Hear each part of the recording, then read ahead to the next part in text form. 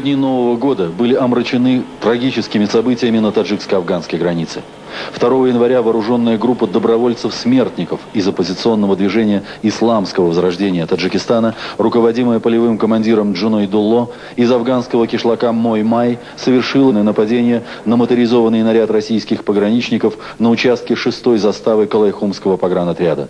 Завязался неравный бой, который длился несколько часов до подхода подкрепления. Локальные перестрелки в районе памирского кишлака Курговат продолжались и 3 января. Пограничное подразделение под командованием лейтенанта Антона Злобина дралось до конца. Общие потери российских пограничников составили 9 человек. Маджахеды надругались над погибшими, обезглавив тела 4 из них. 3 же января пограничники при поддержке вертолетной авиации разбили вторгшуюся группировку и отбросили ее за пограничный Пянж. В этот же день на месте боев побывали офицеры военной миссии ООН в Таджикистане, посол России, а также представитель таджикской оппозиции, которые на месте убедились в том, что Тегеранское соглашение о временном прекращении огня на таджикско-афганской границе и других враждебных действий нарушается грубейшим образом.